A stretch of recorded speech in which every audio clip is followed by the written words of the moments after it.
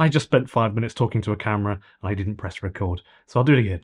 I recently made a video talking about the Hyundai Insta and the BYD Seagull. Basically, all I did was just reconcile the two of them, put them side by side, see what the metrics say, and kind of a little bit of opinion and polling, that sort of thing. So even though I've literally made videos talking about just how good BYD vehicles are, and as a brand how good BYD is, and explained about how well they're made, their quality. I've recorded 4K footage going really close to their cars like this, and just showing people the reality of modern Chinese vehicles, really, how good they are. And I've gone around, I've been to Europe and different places and filmed that. So I'm clearly not a BYD hater. One person prompted me to make this video because of a silly comment, and I get these comments every day. But yesterday I decided, I'll just make a quick video on this. Let's be clear. BYD make really, really, really nice cars. They really, really do. So if you're a person that can measure, say, a Fiat and a Volkswagen or a Toyota as a reasonably good car, you will definitely think BYD is amongst them, basically. They're just as good. They are equally as good as other modern brands like Honda and Toyota, but they have the stigma of being a Chinese brand. That's the issue, because they're supposed to be terrible. That's what we're supposed to think that in the West. So unless I say that they are the best of all the cars in the world, they are the superlative, so to speak, then apparently I literally hate them. I'm just a hater. But even though the video is basically me talking about how good BYD are, it's nuts, really.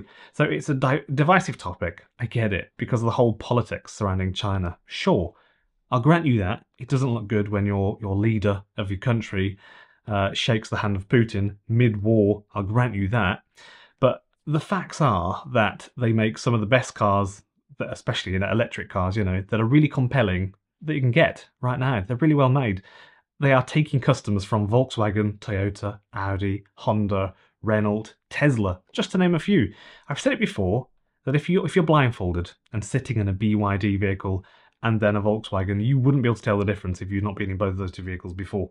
If this video gets 200 likes, I will physically, in the next 4 weeks, go and get a BYD Dolphin and get a car person, someone who's really into cars and motoring, and I'll do that test. So the comment that someone said was this. I'll put it on screen now for you. I get these comments every day. It's crazy. In the video that this was written on, I basically compared side by side these two new cars, the BYD Seagull and the Hyundai Insta, otherwise known as the Casper. The Seagull literally just doesn't match the Insta on some metrics. For example, its battery size and its range. Simply reporting on that doesn't make me a hater. I mean, it might do in 2024. I might get, censored and cut out for that. But the truth is, one car can do more kilometers than the other, And I even said that I'm sometimes referred to as a bit of a BYD Seagull fanboy, which I literally am, I think.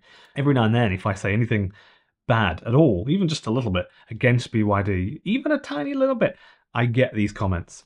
It's crazy. So BYD do make some fantastic cars. Go and check them out if you're curious. But I'm pretty sure you'll find them as covetable as, I would say, Toyota when they were at their best. So just to make it clear, I'm not the Australian bloke with a hat on, the older bloke, just talking negatively about everything and saying that, Chinese cars rust or something like that.